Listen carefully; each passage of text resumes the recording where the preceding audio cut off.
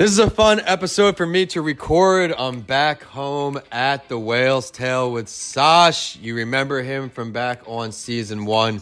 We learned all about Whale's Tail, Lota, Veco.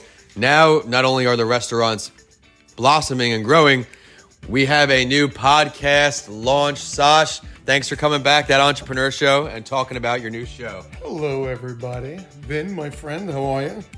I think we got to jump right into this. If you missed this first episode, scroll down in the show description. You can catch that there. But now, he's opening his wings up a little bit, stepping outside that comfort zone, getting a whole new podcast on a different side of hospitality. Let's hear all about it, Sosh. Well, it's called Behind the Blowhole, and it's basically about all of the things and the chaos that go on in operating a day-to-day restaurant. So it's trying to be educational. For example, one episode is about asset and liability and what not to do, but it's peppered with a twist of comedy. I mean, our industry is, it's insane. So some of the stuff that goes on is quite crazy. And, what I wanted to do is have some fun with it. One of my passions has honestly always been comedy. And when I was younger, believe it or not, my dream was to write for SNL. Yeah. And so, unfortunately, in today's day and age with kind of the current economy, I kind of feel a lot of businesses are in like a holding pattern. So I kind of get a little bored, and I think entrepreneurs really need an outlet to kind of let themselves out a little bit. And so I wanted to do something that was like a little pet project, and that's kind of what this is about. I love it, and I think it definitely brings a nice take to the hospitality industry. If you worked in hospitality, you know when it's crunch time and it's slammed, it's pretty stressful. But now on the other side of things, running the show during that chaos brings a lot of lessons learned, and I think that's what you're trying to give back to our audience here. Give a peek into the show. Give another story that's coming our way. Sure. Well, I mean, every single day I'll try and talk about something that is some of the stuff that we go through. Like, for example, management, right? I mean, I have went through 18 managers since we opened up over 15 years ago, and the kinds of characters that you get in here. The hospitality industry is a challenging business in the sense where you're working with people from all ages. You have the 16-year-old who has their first job. You have the college kid who's a good kid putting themselves through school, who's just passing by as they're on their way to their future. You have the family people who are trying to support their kids, pay their mortgages. Then you got the retirees. You also got the people that are a little rough around the edges. Maybe they're kind of floundering. They can't figure it out yet. And you got to kind of bring all those people together for the common good of the guest. Because without them, you don't exist. You don't have a job, yeah. They're the number one most important thing. And it's very difficult to try and get the 16-year-old to, or even the college kid, to understand what the 45-year-old with the family of 3 kids is going through. Maybe they just lost their father-in-law. Maybe they're having a hard time paying their mortgage. How do they sympathize and have empathy and actually give that type of experience that those people deserve and need? And that is some of the things that we talk about, some of those challenges. And they're funny stories. It can be funny. And it should be funny. And, one of the other things that we talk about on the first episode is the world of woke and what's going on out there. And, I like to kind of push the envelope a little bit. And one of the things that I had done is on the menu development, we used to have these flatbreads. Right. And, we stopped doing it. So I decided I wanted to call a taco that identifies as a flatbread, or flatbread that identifies as a taco on the menu. I thought it was funny. Yeah. A little tongue in cheek. And, of course I expected somebody to yelp about it and get their panties in a bunch and blah, blah, blah. And it's meant to be authentic, honest, a little dumb, and a lot of fun. And honestly, take the sticks out of our butts is kind of what it's all about. And everybody takes everything so seriously. So that's kind of what this is about. It's like it's an outlet to just have fun and stop taking crap so serious. I like what you said before, where making the guest the priority, sympathizing with someone a few decades ahead of you may be hard for the younger generation, but you have to understand that they can choose anywhere to eat and they decided to come spend their money at your restaurant. What are some things that you can offer to the audience here? Maybe they're hospitality owners, they're in the industry, something that you do to make the guests feel more welcome. Obviously, this place has been open 15 years since I was in high school, right at the end, I believe. What did you open, 09? 09, yeah. Yeah. So what are some things that you can help everybody else out to make the guests feel more welcome? Well, I always say I think training and culture is the most important. I always found that the most difficult thing of ownership's job is hiring and training properly. So first, you have to have a proper hiring and weeding through process during the interviews. Then you need to train them hard. Then you have to audit and develop them. I mean, you have to put in the time, say, no, not like that. We do it like this. And you need to explain to them the reason why. There is nothing wrong with trying to explain to a 16-year-old, hey, maybe you don't understand what it's like for your mom and dad to run through raising you and blah, blah, blah. But, it's not easy. And you have to put yourself in the shoes of these guys, even for 15 minutes. I say, if somebody walks up to you and you're the 16-year-old hostess and you're going to be like, and they're like, how long's the wait? And you're like, 2 hours. No. You need to kind of give them a little bit more than that. Like, thank you for deciding to come here out of all the options.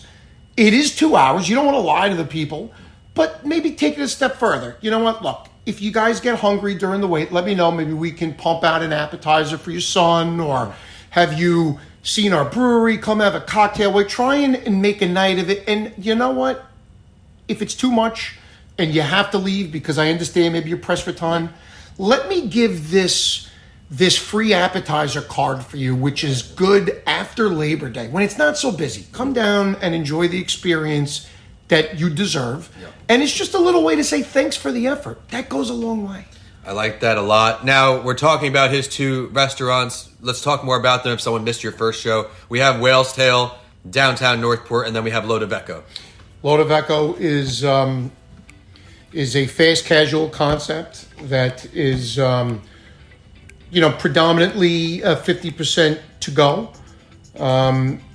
It's kind of like a modern Mexican type of twist with healthy type of bowls, some tacos and things like that. And it's really built in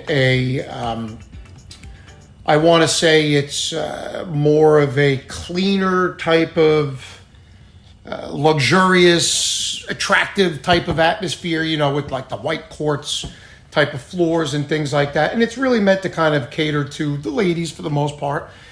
And again, going back to what I had said about the reason for the podcast, which is, I don't have much of an expectation on it, except really to have fun, is I think what makes entrepreneurs successful is that there is some sort of creative, artistic drive that's fueling them. Absolutely.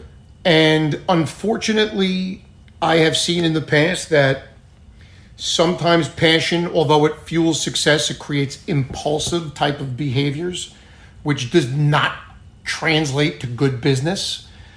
But you need to get that out, because I have found that I've gotten very bored over the time. So to have an outlet of whether it's this creative podcast or even Lota Veco for me, I love building stores.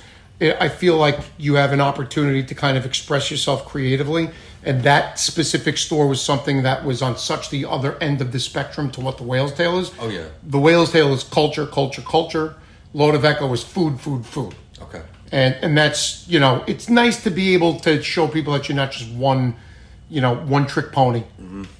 And I think that's also important, where you're hitting different parts of the market. You had a clear mission for both these places. They're not the same, but both do incredibly well.